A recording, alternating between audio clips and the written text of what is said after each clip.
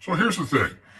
It starts off this way. The commercial bondage system, a complete legal framework. Number one, the constitutional foundation of gold and silver clause. Article 1, Section 10, Clause 1, the United States Constitution states that no state shall coin money, emit bills of credit, make anything but gold and silver coin a tender for legal payments of debts. So it requires precious metals to pay debt. This clause was never repealed. That is a very important thing for you to keep in mind. It remains the constitutional standard for lawful money. The Federal Reserve note is not gold or silver, yet compelled as tender for debt, though legal tender, through the legal tender laws. This creates a constitutional conflict. Constitutional conflicts is what we need to stand on, people. You've had something taken away from you. Going on here, it says, where people are forced to accept non-constitutional currency while the Constitution mandates only gold and silver. The Coinage Act of 1792 established the dollar as a unit of weight in silver as 371.25 grains of pure silver. The constitutional delegates to the Congress, or the Constitution delegates to the Congress the power to coin money and regulate the value thereof, not to create paper currency or digital entries on money. That's where we're at today, isn't it? Part 2, the Treasury regulatory layer. Treasury Circular 570. You can look that up. Treasury Circular 570 certifies surety companies authorized to write bonds for federal courts. No company can legally provide federal bonds without appearing on this list. It is found in 31 U.S.C. sections 9304 through 9308. It's also found in 31 CFR Part 223. The bonding mechanism that works as follows. The individual is arrested, bail is set, the Treasury Certified Security Company is contacted, a premium of 10 to 15% is paid non-refundable. The bond is posted, a portion goes to the judicial expense funds. In the state of Louisiana, the judges control the funds fed by the bonds, fees, through their own bail decisions. We have that in every state, don't we?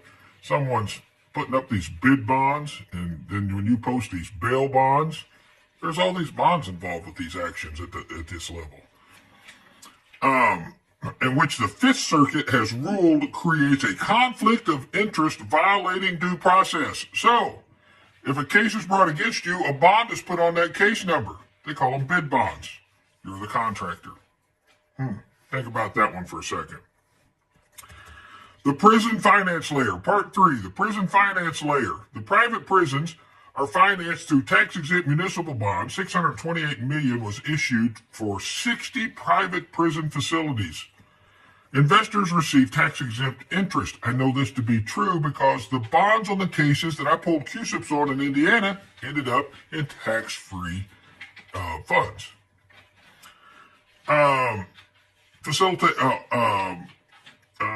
The investors receive tax-exempt interest while facilities extract labor from incarcerated people. This is documented through the Municipal Securities Rulemaking Board, EMMA. You can look up EMMA. EMMA is a database on your computer. You can Google that. The flow is this. Investors purchase bonds. Government contacts private prisons owned by big organizations like CCA or GEO or MTC or whoever it is today. State makes per diem payments per inmate per day of $37.92 up to $57.89. The per diem revenue services bond debt, and the investors receive tax-exempt interest. If beds go empty, shortfall penalties apply. Number 4, the occupancy guarantee, bed quotas. 65% of private prison contracts contain occupancy guarantee clauses requiring 80 to 100% of the bed filled or payment for empty beds. Documented cases include MTC versus Arizona. 10 million claimed, 3 million settled. Colorado, 2013, 2,000 plus empty bids paid. GEO Group of Arizona, 100% guaranteed ongoing. And ICE National, 20.5 million per month for 12,000 unused bids. The quota structure requires a minimum occupancy of 80 to 100%. States pay the penalties for empty bids at per diem rates and creates legal obligation to the incarcerated. Part 5, the labor extraction layer, Unicor / FPI. The 13th Amendment, I've talked about that before. Slavery never went away in the United States. The 13th Amendment states that neither slavery nor involuntary servitude except as a punishment for crime. Wherefore, a party shall have been duly convicted and shall exist within the United States. So if you're convicted of any crime, you get to be a slave again. Slavery never went away. It wasn't about freeing the black people. It was about a modification of an oncoming planned agenda, and it's in full swing and effect today. Federal prison industries, Unicor, shows that fiscal year of 2017 net sales of $483.8 million with inmate wages share of 4 cents per $1 at 0.23 to 1.15 pay per hour. So 23 cents to $1.15 an hour. The fiscal year of 2021 net sales for $404 million with same wage structure. Revenue distribution is 78% to raw materials, the private sector. 18% is for operation and staff salaries, and 4% goes to the newly created slave. The primary customers are the Department of Defense, Department of Homeland Security, and the Department of Treasury. Treasury regulates bonds that bind people. Conflict of interest? Then purchases the goods made by these people through forced labor. Our trading company, the United States, as you know it, has made slaves of the people. And this is how they're funding many of the projects going on in this country. Number 6. The stamp specification, 31 CFR, section 328.6. The Code of Federal Regulations specifies the endorsement stamp dimensions. Approximately 4 inches in width, 1.5 inches in height. The stamp must be imprinted or stamped or plate of such character as will render the endorsement substantially irredactable. The name of the Federal Reserve Bank of the district must appear on that plate or stamp. When securities are presented to the Bureau of Fiscal Service, the words United States Treasury should be used in lieu of the Federal Reserve Bank. A shift there all of a sudden. The stamp must be applied in the lower left-hand corner of the face of the security, covering the smallest possible portion of the text. The regulation found in 31 CFR, section 328.6, endorsement of securities presented to the Federal Reserve Banks and the United States Treasury. Part 7, the UCC Article 9, Secured Transaction. UCC Section 9-203 states that the security interest attaches when value is given. The debtor has right in the collateral, and the debtors authenticate security agreement. UCC Section 9-310 states that the filing financing statement is perfected by filing. UCC Section 9-311 states that the place of the filing of perfection of security interest. UCC Section 9-620 gives the security creditor the option to accept collateral in full or partial satisfaction of debt, known as strict foreclosure. An individual debtor could be known by various names: a birth certificate name, a driver's license name, a passport name, or a nickname. Financing statements are sufficient only if they provide the name of the debtor's driver's license or state ID. Part 8. UCC Article 3, Negotiable Instruments. The UCC Section 3-104 defines negotiable instrument as an unconditional promise or order to pay a sum certain in money. UCC Section 3-603 states that the tender of payment is made, and if the tender of payment is made and refused, there is a discharge to the extent of that tender. UCC Section 3-311 states that if a person in good faith tenders an instrument as full satisfaction, the claimant obtains payment and the claim is discharged. UCC 3-601 states that no discharge operates against a subsequent holder in due course unless they have notice. How about that? Number 9, United States Code provisions.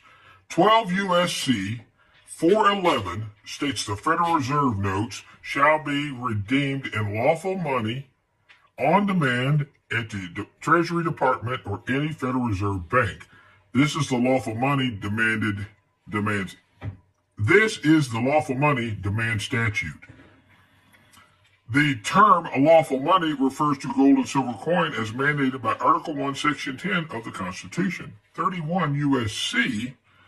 5118 states that an obligation issued containing a gold clause is discharged on payment dollar for dollar in the United States or currency that is legal tender at the time of payment. However, in October 27 of 1977, gold clauses no longer apply to new obligations. The constitutional gold and silver requirements remains in Article 1, Section 10, unaffected by the statutory modifications.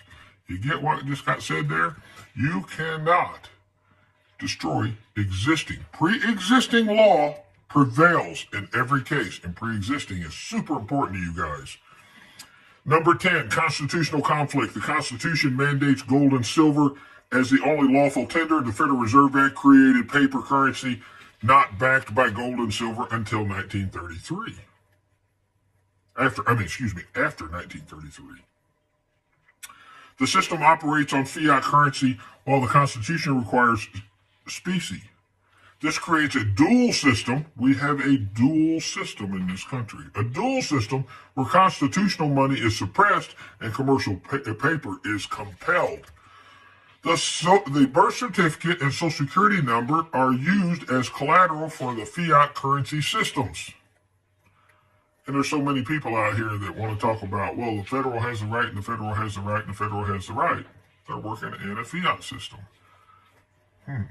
That does not supersede the Constitution, does it? The birth certificate social security number has been used as collateral in the fiat currency system, while the constitutional gold and silver standards remains in text in the Constitution, unenforced but unrepealed. The current cycle. This is number 11.